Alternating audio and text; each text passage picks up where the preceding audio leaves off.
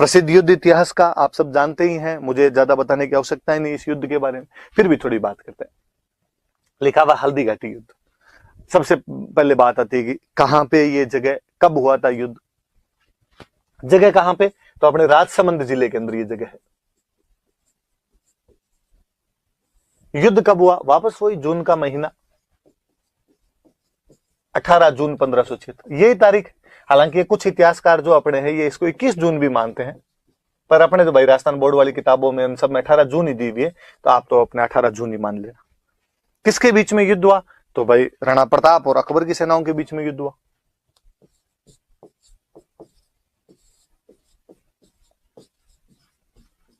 अकबर के बीच में युद्ध हुआ। क्या अकबर खुद युद्ध में भाग लेने के लिए आया था? नहीं, ये ज्यादातर होता ही था कि मुगल बादशाह खुद कम ही आया करते थे, अपने कमांडर भेज दिया करते थे। अकबर ने खुद ने भाग नहीं लिया था। तो कौन आया था, तो अकबर की तरफ से उसके सेनापति आए थे, 2 सेनापति आए थे, एक तो मान सिंह और एक आसफ खां नाम करके 2 सेनापति थे। मान सिंह को पहली बार किसी युद्ध में इंडिपेंडेंट कमांडर बना के भेजा गया था, तो हल्दी घाटी का युद्ध है। पहली बार स्वतंत्र सेनापति था वो, फर्स्ट टाइम इंडिपेंडेंट कमांडर बनाया गया, उसे स्वतंत्र सेनापति बनाया गया था मान सिंह को, और एक साथ में आसफ खां को भेजा। अकबर माइंड से खेल रहा है। अकबर कहीं ना कहीं चाहता है कि जो मान सिंह का जो गुस्सा है उसको एक्सप्रेस करने का मौका मिले, और ये जब उसको एक्सप्रेस करेगा तो ढंग से लड़के आएगा। तो उसने आसफ खां और मान सिंह को कहा भाई तुम दोनों जाओ इधर से। तो इधर प्रताप की तरफ से आसपास में जो भी मुगलों के विरोधी थे, आसपास में जो भी अकबर के विरोधी थे, उन सबको प्रताप ने इकट्ठा किया, उनकी सेनाएं आई। जैसे ग्वालियर से एक बंदा आया था रामसात तोमर, इन ग्वालियर वालों की बनती नहीं थी अकबर के साथ, और ये केवल खुद ही नहीं आया था, 3 बेटे और सालीवाहन आया था, भवानी सिंह आया था, प्रताप सिंह आया था, तो ग्वालियर से आए थे रामसात तोमर।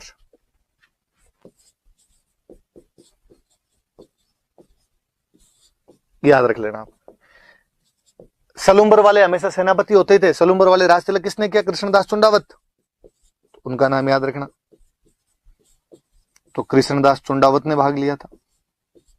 और अफगानों की मुगलों के साथ बनती नहीं थी। मैंने पिछले वीडियो में बताया था कि हसन खान मेवातीन महमूद लोदी उधर से लड़ लिए थे सांगा की तरफ से, इधर फिर अफगानों की तरफ से एक बंदा है हाकिम खां सूर।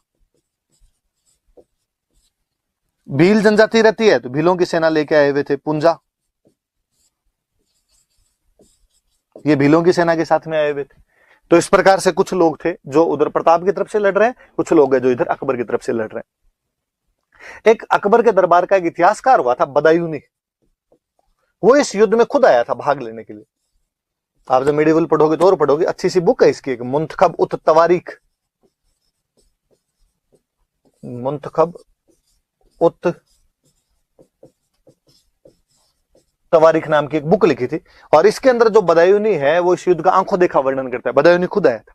बदायूनी के लिए कहते हैं कि बदायूनी थोड़ा यो कट्टर मुसलमान टाइप का आदमी था, और जब सेना आ रही थी तो बदायूनी ने कहा था कि भाई मैं भी चलूंगा। तो लोगों ने कहा यार आप क्या लाओगे, आप कलम वलम घिसने वाले आदमी, वहां तलवारें चलेगी तलवारें। बदायूनी ने कहा कि नहीं, वहां जब हिंदुओं का खून बहेगा तो मैं अपनी दाढ़ी के लगाऊंगा, दाढ़ी लाल करूंगा मैं हिंदुओं के खून से, जिहाद करके आऊंगा मैं वहां से। अब ये मन में तो तू भी ले।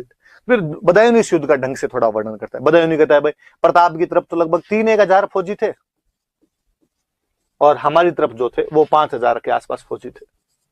हालांकि बदायूनी इस बात से नाराज था पहले कि यार मान सिंह जैसे हिंदू को क्यों बना दिया, सेनापति क्यों बना के भेज दिया, पर फिर भी भाई अकबर ने मान सिंह को बनाई दिया था। मैंने बताई दिया रीजन क्या रहे थे उनके बनाने के। अब आमने सामने की यहाँ पे लड़ाई होनी शुरू हुई। ये हल्दी घाटी जो है ये एक दर्रे का बीच की जगह है, पास है, दोनों तरफ पहाड़ियां पड़ती है, उनके पास है, वहां के बीच का एक दर्रा है। एक तरफ गोगुंदा की पहाड़ियां हैं, एक तरफ खमनोर की पहाड़ियां हैं, पहाड़ियों के बीच का दर्रा है। तो कहते हैं जो मानसिंह था, मानसिंह उधर एक जगह पड़ती है अपने मोलेला नाथ द्वारा के पास, आगे याद रखना टेराकोटा में अपने वापस याद करेंगे। और तो मोलेला में अपनी सेना लेके बैठ गया था। इधर प्रताप, इधर एक जगह पड़ती है लोसिंग, उधर अपनी सेना लेके बैठ गए थे। शुरुआत का युद्ध हुआ, प्रताप की तरफ से इतना शानदार हमला किया गया था मेवाड़ वालों की तरफ से कि मुगलों को भगा ही देते। शुरुआती टुकड़ी बहुत भारी पड़ गई थी मुगलों के ऊपर, और यहाँ पे मुगल सैनिक भागने लगे। तो मतलब बदायूंनी बहुत अच्छा वर्णन करता है। बदायूंनी कहता है कि आगे मान सिंह वाले फौजी थे, उधर से जब प्रताप वालों ने हमला किया तो मान सिंह की फौजी इधर भागने लगे। तो इधर मान सिंह के फौजी भाग रहे हैं, पीछे पीछे उनके मेवाड़ वाले भाग रहे हैं। तो मेरे तो ये भी नहीं समझ में आया कि तीर किस पे चलाऊं, कि इधर ही हमारे वाले भाग रहे थे, उनके पीछे मेवाड़ वाले आ रहे हैं। तो मान सिंह ने आसफ खान पास में खड़ा था और आसफ खान से पूछा कि आसफ खान तीर चलाऊं किस पे? आसफ खान ने कहा आंख बंद कर और तीर चला, दोनों तरफ से मरने तो हिंदू ही है, तेरा कर्तव्य तो जो तू लेके आया था वो तो पूरा हो ही जाएगा, तुझे हिंदुओं को मारना था, भले मान सिंह वाले मरे भले प्रताप वाले मरे। तो वो वर्णन नहीं करता है कि भाई वहां से हमारी सेना भाग छूटी थी।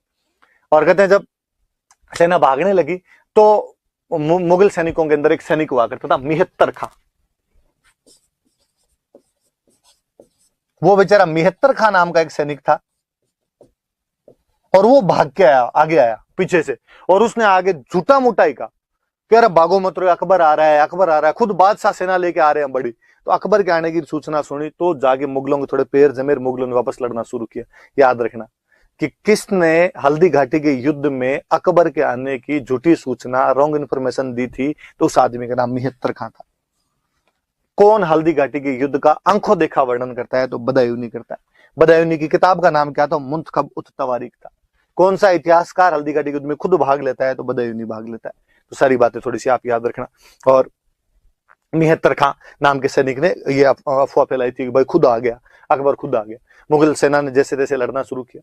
उधर प्रताप ने जब देखा कि यार मानसिंह उधर सेनापति बना, हाथी पे बैठा हुआ मानसिंह, मानसिंह के हाथी का नाम था मर्दाना, मर्दाना नाम के हाथी के ऊपर बैठा हुआ था।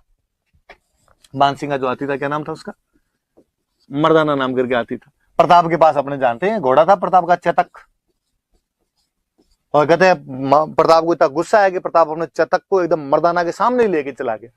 और चेतक इतना समझदार घोड़ा कि चेतक ने अपने अगले दोनों जो पैर थे वो मर्दाना की सूंड के ऊपर लगा दिए, मानसिंह के हाथी की सूंड के ऊपर लगा दिए। और प्रताप अपना भाला फेंकता है, मानसिंह जैसे तैसे होदे में बच जाता है। होदा जो ऊपर हाथी पे बैठने की जगह होती है उसके अंदर बैठ जाता है और अपने वार को उसको बचाता है। पर मानसिंह बड़ा इंटेलिजेंट आदमी था। कहते हैं कि उसकी जो हाथी की सूंड थी उसने एक चाकू लगा रखा था, एक कटार लगा रखी थी, नाइफ लगा रखा था। और जब चेतक अपने पैर उतार रहा था वापस, तब उसके अगले दोनों पैर कट गए। अब चेतक ढंग से मूव नहीं कर पा रहा था एकदम। और प्रताप ने जब देखा कि घोड़े के पैर कट गए, इसलिए वो घोड़े को जैसे तैसे करके वहां से युद्ध भूमि से बाहर निकालता है और युद्ध भूमि से बाहर निकल जाता है। कहते हैं कि मेवाड़ में जब भी राणा युद्ध भूमि से बाहर जाता या राणा को युद्ध भूमि से बाहर लेके जाया करते थे तो कोई ना कोई झाला जो होता था वो राणा के चिन्ह पहन के और राणा की जगह लड़ता था। हमने पढ़ा था कि खानवाग युद्ध में जब सांगाजी घायल हो गए थे तो उनकी जगह पे झाला अज्जा लड़ा था। एक बार फिर एक झाला ने वीरता दिखाई, इस बार था झाला बिद्दा। हम उसे झाला बिद्दा भी कहते हैं या उसे हम झाला मानसिंह भी कहते हैं। वो झाला बिद्दा या झाला मानसिंह जो था वो प्रताप के सारे जो राज चिन्ह है वो ग्रहण करता है और वहां पर बैठ के लड़ता है।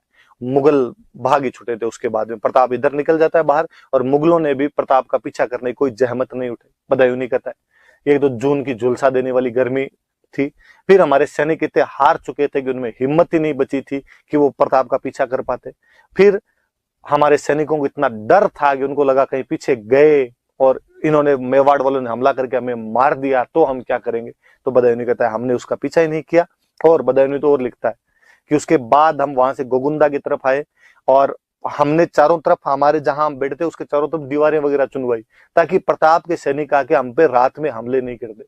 पर जो प्रताप के भील सैनिक थे वो दिन में रात में हमारे पर हमले करते, हमारी सेना जहां कहीं भी जाया करती थी उसको बीच में लूट लिया करते, अनाज और पानी की समस्या उत्पन्न कर दी थी। हमने जैसे तैसे करके अजमेर तक का रास्ता लिया था। तो बदायूंनी ढंग से हार का वर्णन कर देता है इस युद्ध के अंदर। और बदायूंनी और कहते हैं कि इस युद्ध के बाद में जब मानसिंह और आसफ खान जब वहां पे पहुंचे, अकबर के पास में पहुंचे, तो अकबर ने जाते पूछा कि क्या युद्ध जीत गए? मानसिंह आसफ खान ने कहा कि नहीं। तो क्या प्रताप को पकड़ लाए? तो उन्होंने कहा कि नहीं। तो क्या प्रताप मर गया? तो नहीं।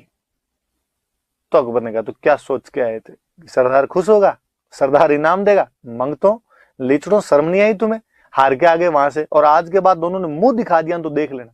कहते हैं ड्यूटी बंद करवा दी थी मानसिंह और आसफ खान का, और दरबार में आना बंद करवा दिया था। मुझे तो हमेशा दया आती है जब कई इतिहासकार बाद में कहते हैं कि साहब हल्दी घाटी में प्रताप हार गया था, तो मुझे लगता है यार यदि मानसिंह और आसफ खान जीत के जाते तो ऐसा कौन राजा होगा जो अपने विजेता सेनापतियों के साथ में इतना बुरा बर्ताव करेगा और अपने विजेता सेनापतियों को कहेगा कि तुम आज के बाद मुझे दिखाई मत देना और तुम यहां से भाग जाओ, आज के बाद मेरे दरबार के अंदर मत आना। पर अकबर इनके साथ बाकायदा करता है। तो ये भी वो साफ साफ ही अपने पास फैक्ट है कि नहीं साहब, हल्दी घाटी वाले युद्ध के अंदर प्रताप जीता था और ये सारी जानकारियां अपने को बदायूं वाला लेखन और वो ढंग से पढ़ा जाए तो उसके अंदर अपने को मिलती है। पर कोई प्रोपेगेंडा के साथ हिस्ट्री पढ़नी चाहे, कोई प्रोपेगेंडा के साथ हिस्ट्री पढ़ानी चाहे तो फिर अपने पास में तरीके होते हैं। और मैं तो हमेशा कहता हूं कि अब तो अपनी किताबें लिखने लगे हुए प्रताप उस युद्ध में जीता था। पहले है ना, जब नहीं भी लिखा होता था तो भी अपने वाली किताबें साफ साफ लिखती थी कि इस युद्ध में नैतिक विजय प्रताप की थी। अकबर अपने किसी भी उद्देश्य में सफल नहीं हो पाया था। ना वो प्रताप को अधीनता स्वीकार करवा पाया था, ना वो प्रताप को पकड़ पाया था, ना वो प्रताप को हरा पाया था, ना उसकी जमीन पर कब्जे कर पाया था। ऐसा कुछ ही नहीं कर पाया था। और कहते हैं कि हल्दी घाटी युद्ध में जब मान सिंह और आसिफ खान हार के चले गए थे तो अकबर खुद अटैक करता है। 76 के लास्ट में जाके अकबर ने खुद ने अटैक किया था कि मैं खुद जाऊंगा। यार ऐसा कैसे हो सकता है कि उसके 2 सेनापति जीत के गए और बादशाह को खुद आक्रमण करने की नौबत आ गई। पर अकबर आया था।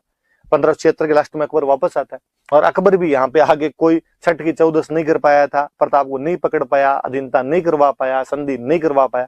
उसने उदयपुर पे कब्जा किया था और उदयपुर का नाम बदल के वापस चला गया था और उदयपुर का नाम बदल के उसने कर दिया था मुहम्मदाबाद। तो ये थोड़ा सा याद रख लेना कि अकबर ने नाम बदल कर क्या कर दिया था। तो अकबर ने इसका नाम बदल कर क्या कर दिया था, तो मुहम्मदाबाद कर दिया था। मैं वापस एक बात और बता दूं, फिर मैं साथ ही बता दूंगा। कहते चेतक जब घायल हो गया था, बाहर निकले थे और थोड़े दूर जाने के बाद में चेतक की मृत्यु हो जाती है। तो बलीचा नाम की जगह है वो राजसमंद के अंदर ही, जहां पर चेतक की मृत्यु होती है और वहां बलीचा में चेतक की छतरी बनी हुई है। थोड़ा ये भी याद रखना है, चेतक की छतरी कहां पर बनी है, तो बलीचा के अंदर बनी हुई।